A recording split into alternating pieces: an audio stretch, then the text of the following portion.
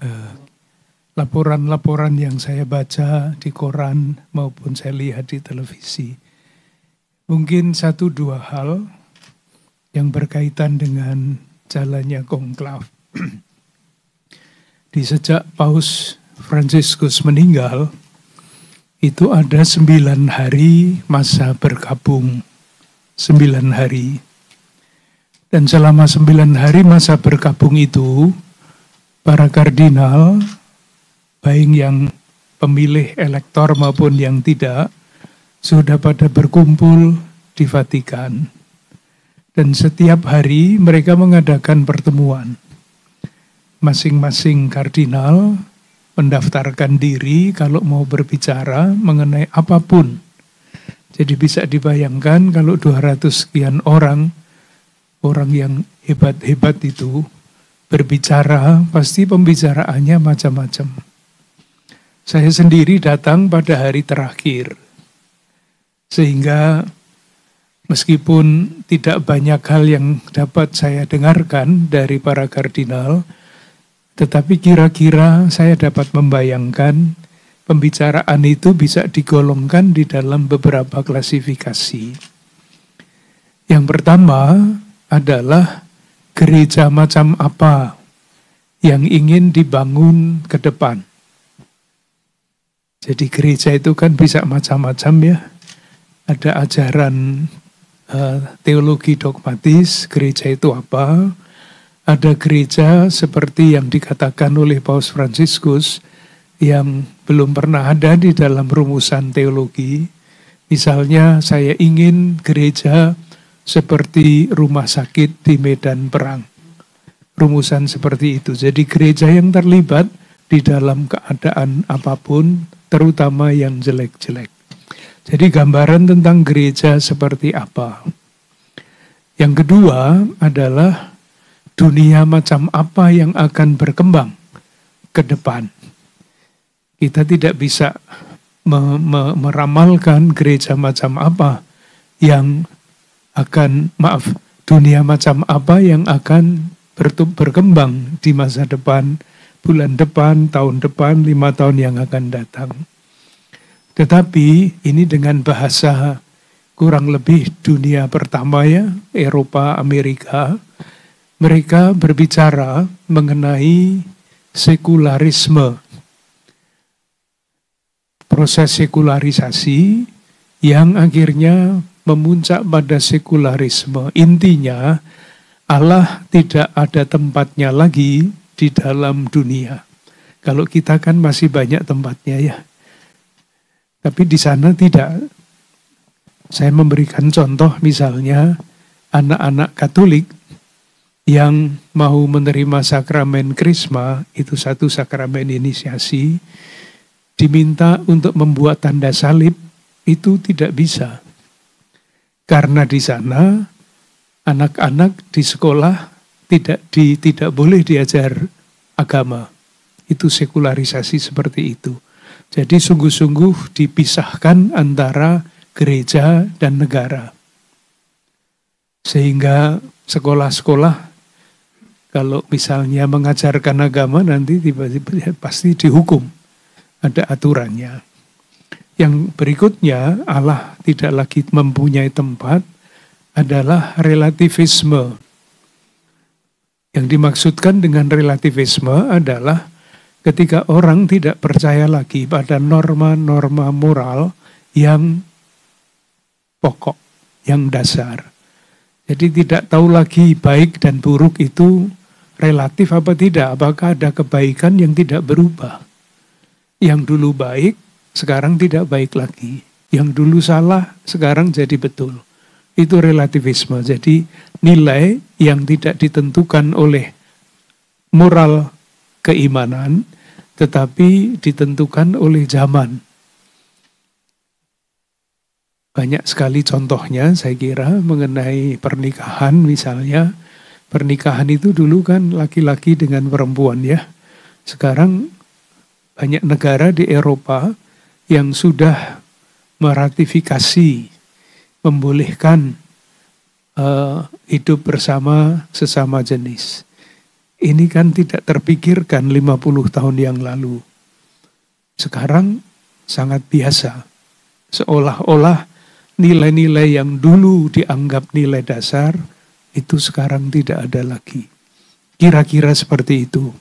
Nah, kalau zamannya memang seperti itu, lalu pemimpin gereja macam apa yang dibutuhkan supaya dapat memimpin gereja ini dengan baik, gerejanya tidak terpengaruh oleh arus-arus yang tidak teratur itu, tetapi sungguh memberi arah kepada sejarah. Jadi memberi arah baru. Arah barunya misalnya rumusannya adalah damai. Itulah yang dikatakan oleh Paus Leo pada waktu tampil di balkon itu untuk pertama kali beliau bicara tentang damai. Itu arah. Tetapi arah menuju perdamaian itu kan tidak semudah seperti dikatakan. Perang di mana-mana, perang diciptakan karena orang mau menjual senjata dan begitu berputar sehingga tidak mungkin lagi orang lepas dari perang itu. Jadi antara nilai dan realitas itu semakin jauh. Nah, di dalam pembicaraan muncul beberapa kali kata-kata ini dari para kardinal menyebut-nyebut Paus Fransiskus.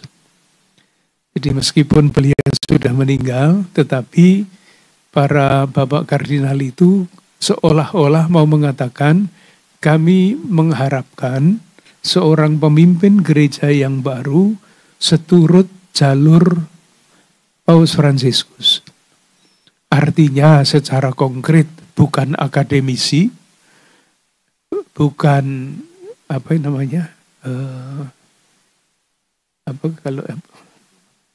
bukan diplomat, bukan teolog.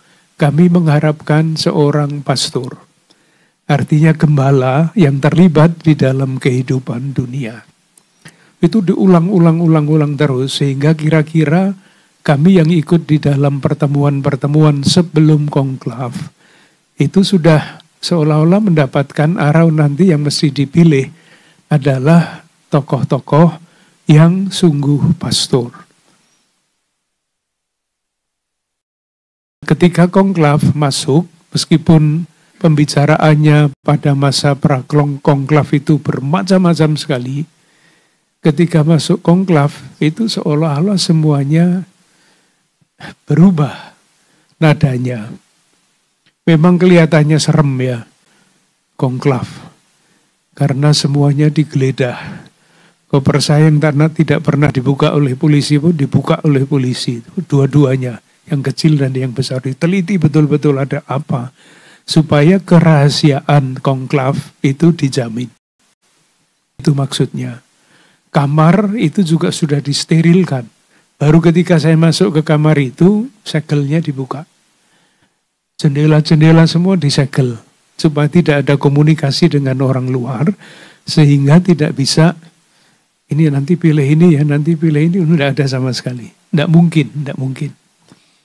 Nah, ketika kami masuk konklav, seolah-olah semuanya perbedaan-perbedaan itu tidak ada, hilang.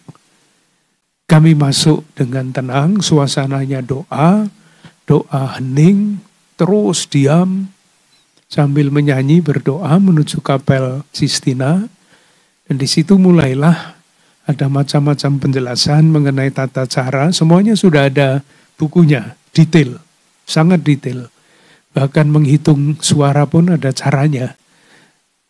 Sebelum dihitung, di opio itu ya, dikocok. Supaya tidak kelihatan ini siapa yang memasukkan terakhir, supaya nanti tidak ada aturannya itu. Nah, ketika masuk ke konklav, semuanya berjalan bagus. Bukan kecuali, tetapi ada yang membuat waktunya lebih panjang. Semestinya hari pertama, hari Rabu malam, itu jam 7 sudah selesai. Tetapi karena khotbahnya sangat panjang, maka jam 9 baru selesai. Lalu baru keluar asap hitam yang pertama itu. Itu karena khotbahnya terlalu panjang. Maka Romo nanti kalau khotbah jangan panjang-panjang ya. Iya, itu putaran pertama masih menjajaki, seperti kalau pemilihan ketua KWI itu ya masih banyak sekali nama-nama yang muncul. Meskipun tidak semua. Pada putaran kedua hari Kamis pagi itu sudah menjadi lebih jelas. Yang lain-lain itu sudah tinggal 1-2 lalu yang calon-calon yang lain itu yang kira-kira nanti akan dipilih itu sudah naik begitu. Tapi belum jadi karena harus 2/3. Baru kemudian sore harinya, Kamis sore putaran ketiga, itu juga kalau tidak ada kesalahan itu cepat. Tetapi karena ada kesalahan maka malam itu ya jam 7. Sebetulnya jam 5 sudah selesai itu. Karena apa? Itu tadi, karena kardinal-kardinal itu kan banyak yang senior ya, sepuh. Sehingga diberi kartu 2 dimasukkan semua, padahal kan 1-1. Dan aturannya itu dihitung semua. Kardinal lektornya 133, tapi yang masuk kartunya kok 134, ini dari mana ini? Nah aturannya kalau seperti itu langsung dibatalkan, diulang.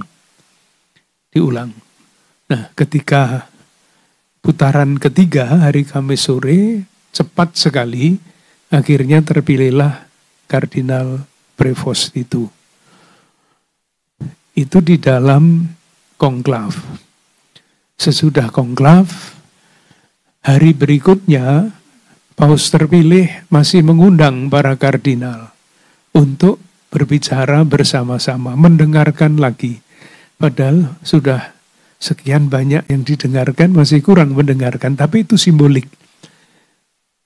Yang mau ditunjukkan oleh Paus adalah kita mau berjalan bersama-sama. Jadi silahkan menyampaikan pikiran-pikiran, dan ternyata banyak sekali yang ingin berbicara lagi. Itu rupa-rupanya harapannya besar sekali, mau apa.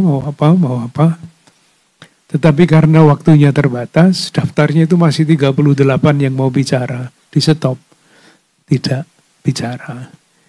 Intinya adalah ini, Paus Leo ini mau melanjutkan pendahulunya Paus Fransiskus untuk mencari jalan-jalan baru, mewujudkan, mengimplementasikan hasil Konsili Vatikan kedua. Itu satu. Lalu yang kedua, sadar bahwa itu semua tidak mudah. Dan itu berkaitan dengan masa Paskah. Paskah itu kan kisah mengenai pembebasan umat Allah perjanjian lama dari perbudakan Mesir menuju tanah terjanji. Itu kan perjalanan yang sangat panjang. Sehingga kalaupun cita-citanya damai, Paus Leo tahu bahwa itu tidak mudah. Yang diwartakan damai, tapi yang terjadi adalah perang, konflik. Dan itu sangat memprihatinkan beliau, sangat memprihatinkan gereja. Sehingga sebelum konklav mulai, ada suatu komunike, pernyataan dari pertemuan para kardinal itu mengajak, menghimbau untuk mengakhiri perang di Gaza, di Ukraina, di Sudan, dan di tempat-tempat lain yang banyak sekali itu. Tetapi itu bukan hal yang gampang. Karena apa? Nah ini sekarang refleksi saya ya. Dulu ada pepatah bahasa Latin, si vis pacem para bellum. Artinya, kalau Anda menghendaki damai, siapkanlah perang. Nah kalau begitu kapan selesainya perang itu? Si vis pacem para bellum. Artinya maksudnya, kalau tidak mau ada perang, harus ada yang adidaya yang tidak bisa dilawan oleh yang lain-lain. Sekarang ada gium di dalam gereja Katolik itu berubah. Bukan si vis pacem para bellum, tetapi si vis pacem para justitiam.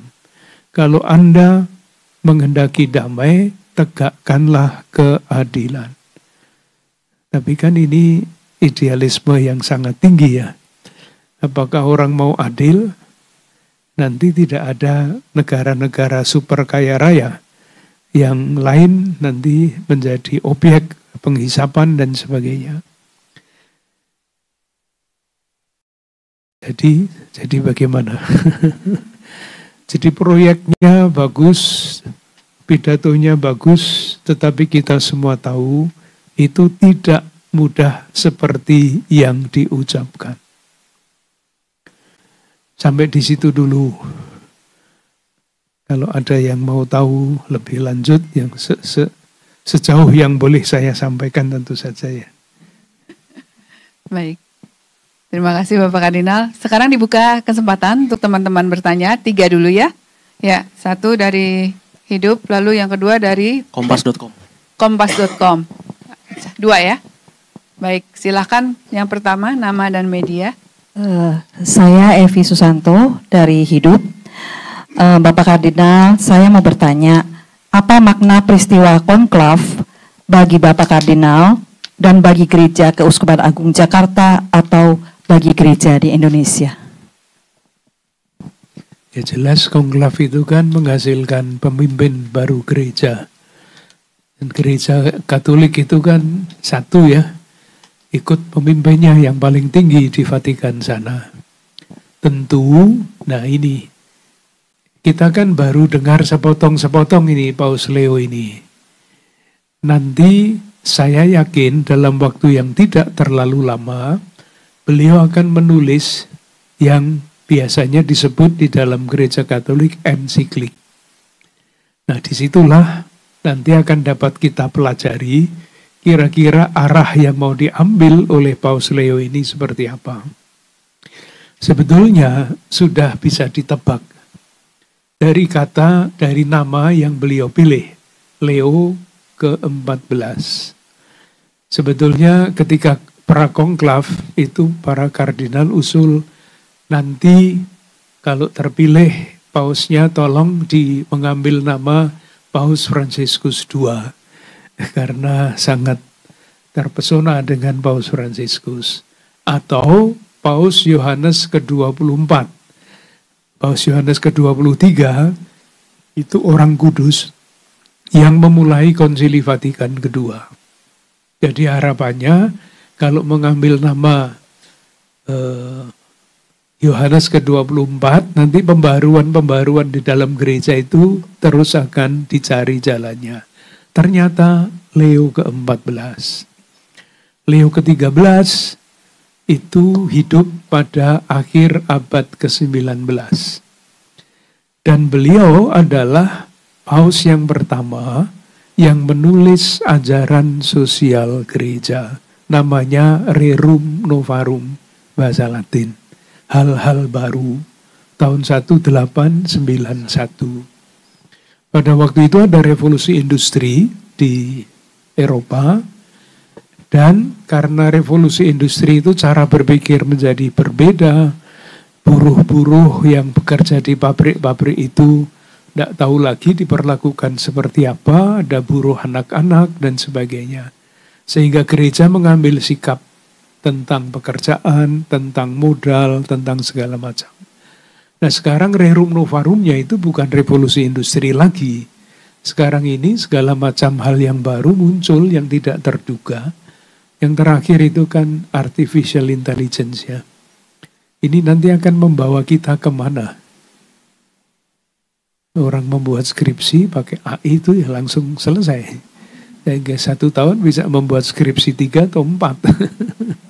Tetapi lalu kemanusiaannya bagaimana itu? Nah, macam-macam hal seperti itu. Martabat manusia yang semakin lama semakin jelas tidak dihormati. Teknologi dihormati, uang dihormati, tetapi martabat manusia tidak dihormati. Itu tantangan-tantangannya. Selain relativisme, selain tidak adanya Allah dan sebagainya. Tantangannya sangat besar. Tantangan umat manusia itulah juga tantangan yang dihadapi oleh gereja, khususnya pemimpin Gereja Katolik Paus Leo ke-14 ini. Ya, baik. Silakan Mas dari kompas.com. Selamat malam Kardinal dan Romo. Saya Rian dari kompas.com. Mau bertanya pertama soal refleksi ini Romo, Kardinal. Refleksi dari munculnya asap putih ketika Paus terpilih itu mungkin banyak yang belum tahu gitu kan. Karena kan ini juga begitu disorot gitu. Kenapa sih dari dulu selalu asap putih gitu, lantas Paus setelah itu terpilih. Lalu yang kedua, tadi Romo dalam khotbahnya Kardinal menyebut juga bahwa ada beberapa yang diajarkan dari konklav itu. Pertama, tidak ada permainan uang gitu dalam pemilihan konklav. Nah mungkin apakah dari situ gereja ingin ada pesan tersendiri untuk dunia gitu. Kita tahu bersama bahwa politik itu kan, apalagi pemilihan gitu kan, syarat dengan politik uang.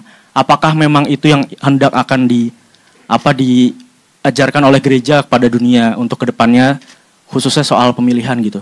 Terima kasih Kardinal, itu saja. Yang pertama tadi apa Mas? Asap, ya. Ambil saja contoh Mas ya. Ini di dalam Gereja Katolik masih dalam masa Paskah. Dan kalau melihat ibadah-ibadah di dalam Gereja Katolik pada masa Paskah itu putih. Pakaiannya putih, kasulannya putih. Jadi putih adalah lambang dari berbagai macam hal, termasuk di dalamnya adalah kegembiraan.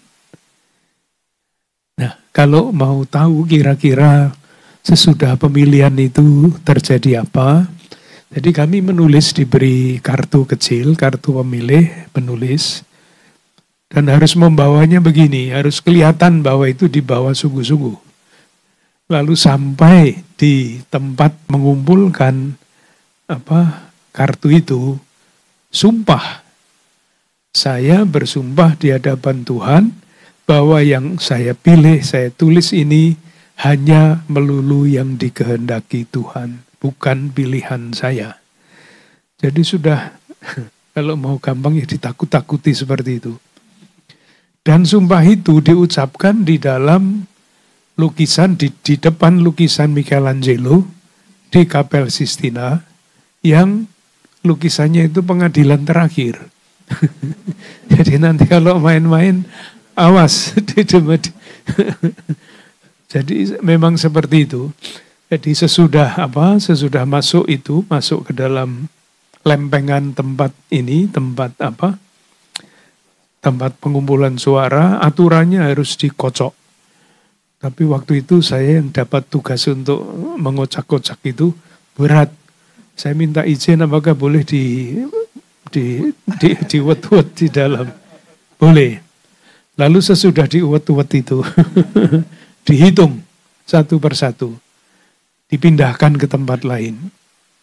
Nah kalau sudah cocok 133, lalu mulai dibuka satu persatu, yang menghitung itu 6 orang. Jadi untuk tidak keliru.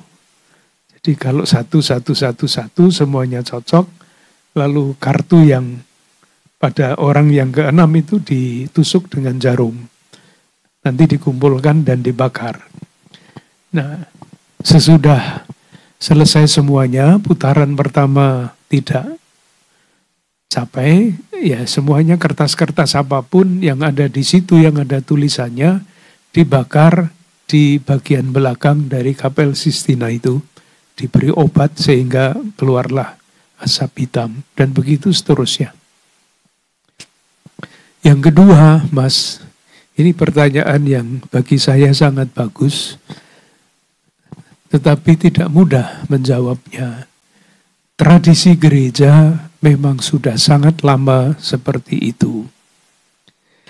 Nah, karena gereja itu bukan institusi politik, tetapi institusi spiritual, maka yang spiritual itu harus dijaga benar-benar.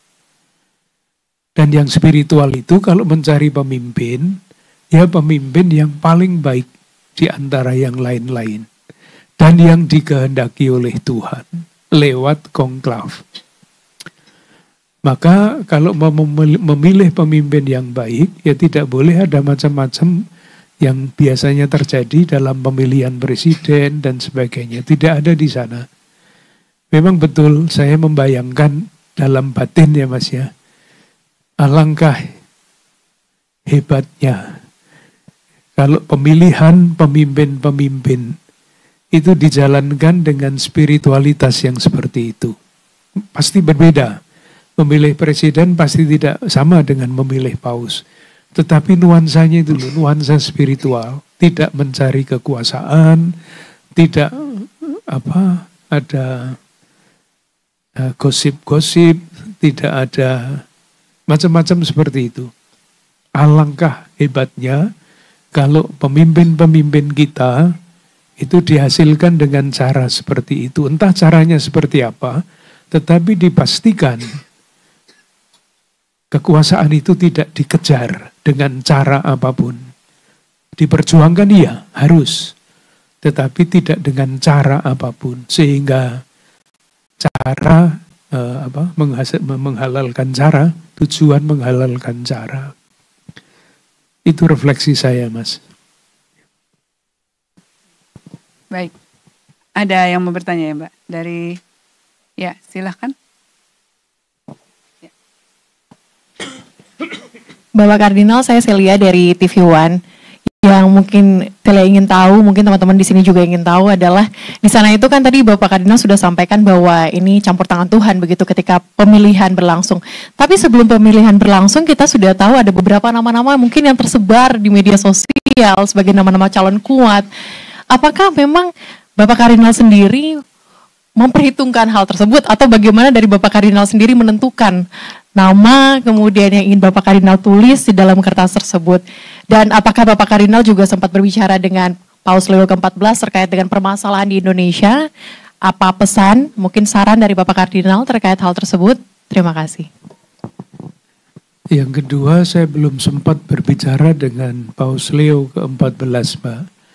Hanya sebelum konklav, saya duduk bersama pada satu meja makan, dan beliau bercerita mengenai Ordo OSA Agustinianum.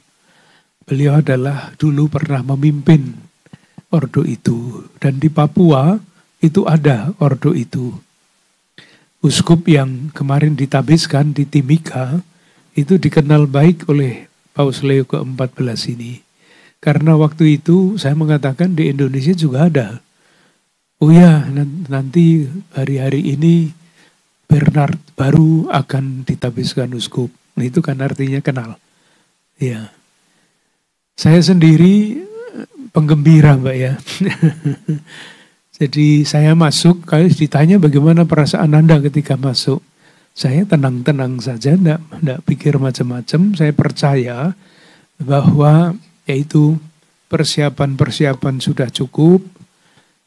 Aturan-aturan main ditulis dengan sangat rinci. Nah, saya kira nanti prosesnya waktu itu ya, itu seperti pemilihan yang biasa. Periode pertama, putaran pertama, itu pasti namanya masih macam-macam. Dan betul, macam-macam. Putaran kedua sudah mulai mengerucut. Kira-kira ini yang akan didukung oleh yang lain. Tetapi belum sampai 2/3. Nah, waktu itu kan menjadi pertanyaan. Kalau masing-masing kardinal itu mempertahankan calon yang dipilihnya, itu pasti akan lama konklavnya. Tetapi rupa-rupanya itulah yang tadi saya katakan dalam rangka pengalaman iman saya, ini karya Roh Kudus yang mempersatukan, itu sungguh-sungguh sangat terasa. Nada berdoa, nada hening, dan sebagainya sangat terasa. Sehingga konklavnya cepat. Nah, tadi kan ada yang lucu-lucu ya, kenapa konklafnya cepat? Makanannya di sana nggak enak katanya. Sehingga ingin cepat keluar semua cari makan sendiri-sendiri. Itu Mbak, ya. Jadi saya mengikuti siapa yang dikatakan di dalam media massa, tetapi ada gium kalau masuk konklav sebagai calon paus, nanti keluarnya ya kardinal. Jadi dukungan-dukungan seperti itu kelihatannya memang ada, karena memang berbeda-beda ya. Pengalamannya dengan para kardinal itu juga berbeda-beda. Tetapi pada waktu prakonklav, itu sudah dikatakan berkali-kali gereja tidak membutuhkan diplomat, gereja tidak membutuhkan akademisi, itu ada tempatnya lain. Gereja membutuhkan pastor, gembala. Baik, kelihatannya sudah cukup. Semua sudah bisa mendapatkan, ya ada, ya baik. Silakan Bapak Kardinal. Iya. Pertama-tama terima kasih kepada kawan-kawan wartawan yang dengan berbagai macam cara sejak wafatnya Paus Fransiskus menyebarkan berita-berita yang sangat menarik. Itu tentu bagi umat Katolik saya yakin sangat menggembirakan. Artinya gereja Katolik dengan tayangan-tayangan itu semakin dikenal. Moga-moga tidak dikenal sebagai yang membahayakan, tetapi dikenal sebagai sahabat yang mau berjalan bersama-sama dengan siapapun. Itu jelas sekali ketika Paus Fransiskus meninggal. Dan ketika Paus Leo ke-14 dipilih, reaksi dunia sangat bagus. Tentu kami umat Katolik di Indonesia juga sangat berterima kasih kepada pemerintah yang waktu itu mengutus wakil-wakil pemerintah dalam pemakaman Paus Fransiskus. Dan sekarang mengutus wakil-wakil pemerintah dalam inaugurasi Paus Leo ke-14. Itu sangat meneguhkan. Pemerintah hadir di dalam peristiwa besar di dalam gereja Katolik. Itu karomu. Ya. Ya, terima kasih Bapak Kardinal. Dan apakah ada yang mau ditambahkan dari para romo yang hadir? Ya, kira-kira demikian ya, teman-teman media yang terkasih. Ya.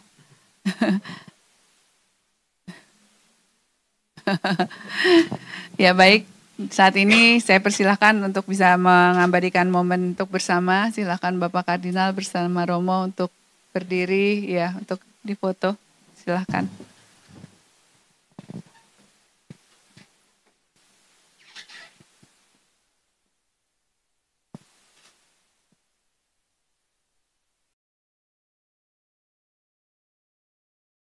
Baik. Terima kasih banyak teman-teman atas kehadirannya selalu dengan setia mengikuti dan mewartakan apa yang menjadi proses ya selama ini. Dan ya terima kasih semuanya untuk ada yang mau bertanya itu ya. Oh.